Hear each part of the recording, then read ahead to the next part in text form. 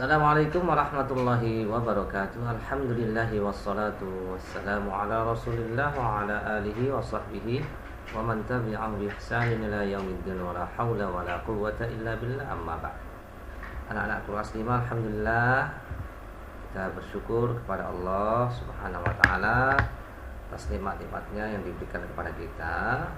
Kita akan lanjutkan pelajaran sirah, sudah sampai di pertemuan 3. Adapun pembahasannya adalah poin tentang perintah dari Allah, perintah untuk puasa Ramadan pertama kali pada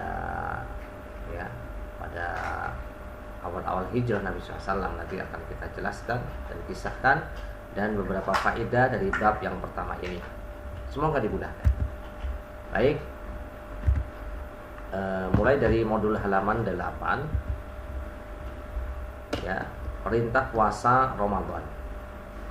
Sebuah peristiwa penting yang terjadi pada awal hijrah Nabi dari Mekah ke Madinah. Setelah sampai di Madinah, saat itu di Madinah Nabi SAW menemukan orang-orang Yahudi berpuasa Asyura. Lalu beliau memerintahkan untuk berpuasa pada Asyura, wajib. Namun pada saat Allah Subhanahu wa taala memerintahkan untuk puasa Ramadan, ketika ada perintah dari Allah tentang kewajiban puasa bulan Ramadan, maka puasa Asyura yang tadinya wajib menjadi sunnah. Ini peristiwa yang terjadi pada awal-awal hijrah. Peristiwa hijrah. Jadi ada syariat atau perintah untuk mengerjakan puasa Ramadan selama 1 bulan dulu. Baik, beberapa pelajaran yang bisa diambil dari bab yang pertama. Yang pertama adalah Rasulullah SAW adalah pemimpin kaum muslimin. Pemimpin kaum muslimin. Yang dipilih siapa? Dipilih oleh Allah Subhanahu wa taala sebagai pemutus perkara yang terjadi di antara mereka kaum muslimin, para sahabat yang ada di Madinah khususnya. Jadi Rasulullah ini sebagai nabi, sebagai rasul, juga sebagai pemimpin kaum muslimin dan orang-orang yang ada di Madinah, baik Yahudi dan orang-orang yang lainnya. Kemudian yang kedua, kita wajib menghormati hak tetangga walaupun mereka seorang yang kafir, sebagaimana Nabi SAW menghormati orang-orang Yahudi yang ada di kota Madinah. Artinya mereka selama tidak mengganggu kaum muslimin, memerangi kaum muslimin, dihormati sebagai tetangga, karena memang mempunyai hak tetangga, dan Islam memerintahkan untuk menghormati tetangga walaupun tetangganya kafir atau non-muslim.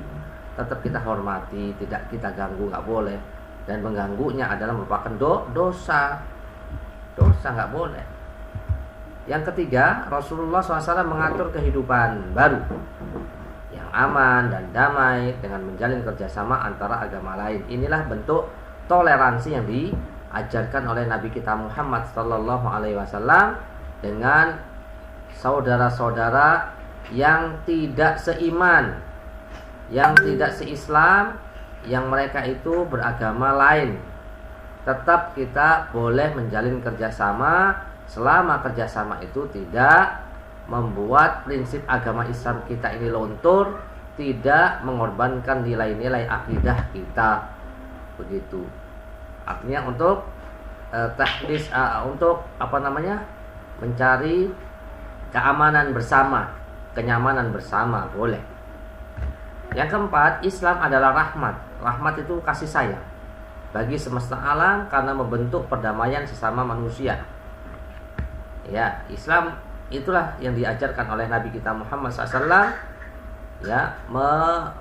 Mencari damai, tidak mencari perang. Tidak.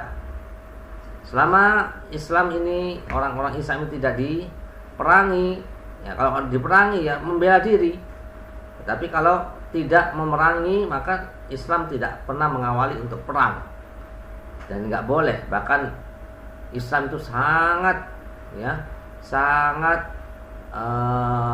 memperhatikan eksistensi dari orang-orang selain Islam. Artinya mereka tetap dijamin keamanannya, ya, oleh umat Islam. Yang kelima, kaum Quraisy ini sangat dendam terhadap kaum muslimin yang dapat hidup menjalankan ibadah kepada Allah dengan aman di Madinah. Yang keenam, orang munafik berusaha menghancurkan kaum muslimin. Ya, orang munafik ini bahaya nih, musuh Allah, musuh muslim, musuh Islam. Berusaha menghancurkan kaum muslimin dari dalam pada setiap kesempatan. Na'udzubillahi minan nifaqi wal munafiqin. Semoga Allah senantiasa melindungi kita dari kemunafikan dan orang-orang munafik. Yang ketujuh, Allah Ta'ala mengizinkan perang kepada kaum muslimin. Untuk apa? Untuk mengambil hak-haknya yang dizalimi, yang diambil oleh kaum musyrikin. Yang kedelapan, Ghazwah ini adalah peperangan yang langsung diikuti oleh Rasulullah dengan pasukan besar atau kecil. Yang kesembilan, Sariyah ini adalah satuan perang yang dikirim oleh Rasulullah SAW, namun beliau tidak ikut dalam pasukan tersebut. Yang kesepuluh, ketaatan para sahabat Nabi ketika turun perintah tentang perubahan kiblat dan wajibnya puasa di bulan Ramadan, yang ini terjadi ketika awal peristiwa hijrah Nabi dari Mekah ke Madinah. Baik, kita akan membahas langsung di latihan bab 1. Anak-anak bisa menjawabnya di kertas saja, cukup satu halaman saja, satu lembar saja, ya, jawabannya saja A, B, C, begitu saja. Ya, kita akan membahas pilihan gandanya saja. Pilihan gandanya nomor 1 sampai 20.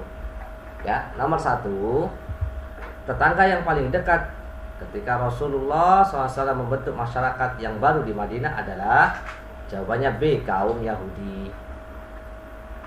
Nomor 2, untuk menghancurkan Islam, kaum Quraisy memberikan surat kepada D, Abdullah bin Ubay bin Salul.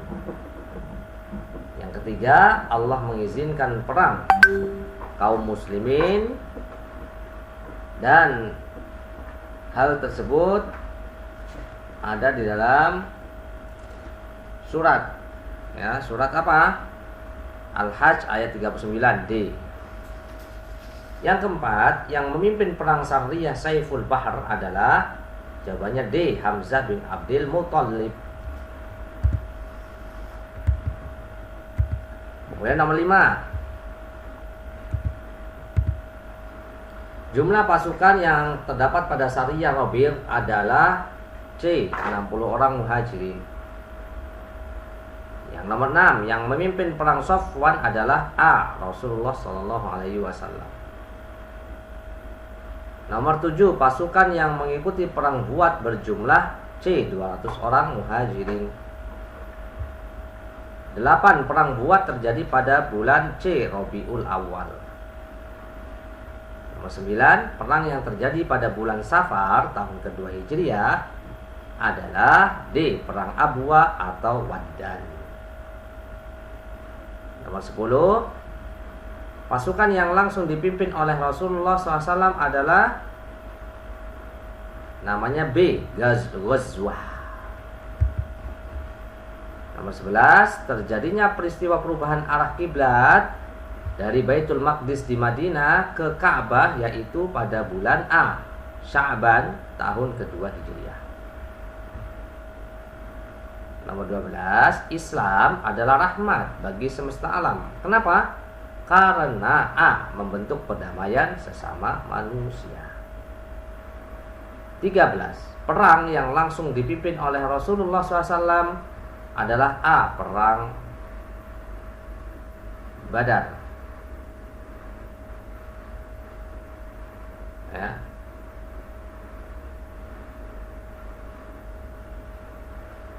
Ini juga sama juga, perang Uhud juga sama ya. Perang Uhud. Allahu a'lam, perang yang langsung dipimpin oleh Rasulullah.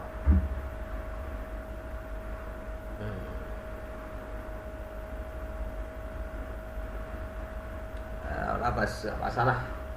Jadi semua jawabannya benar nih. Ya, nggak masalah.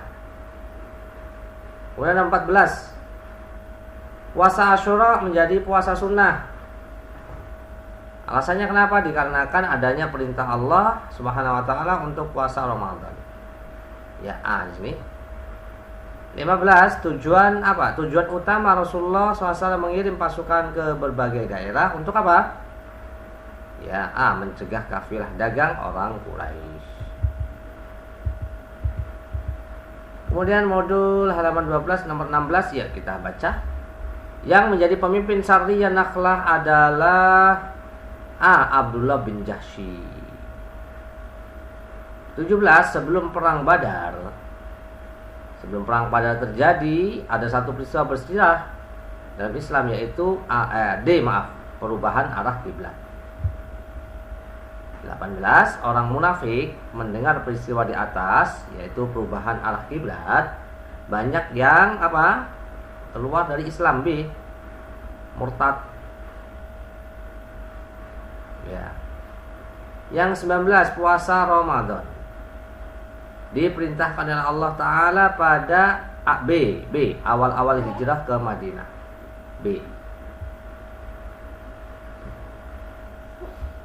Ikut-ikutan. Nomor 20 ya. Yang terakhir, orang-orang munafik sangat berbahaya keberadaannya di Madinah. Alasannya kenapa? Di sini jawabannya berusaha menghancurkan Islam pada setiap kesempatan. Ya, semoga bermanfaat. Tadi ada nomor yang pertanyaannya ada sedikit catatan ya, nomor 13 tadi, perang yang langsung dipimpin Rasulullah, ya semuanya jawabannya benar. Perang Badar, perang Uhud, perang Abwa, perang Uhud. Enggak masalah. Ya, silakan untuk bisa dijawab di kertas. Semoga dimudahkan oleh Allah Subhanahu wa taala. Barakallahu fikum. Ya. Sampai di sini kita akhiri. Syukran wa jazakumullahu khairan. Subhanakallahumma wa bihamdika asyhadu an la ilaha illa anta astaghfiruka wa atubu ilaik. Assalamualaikum.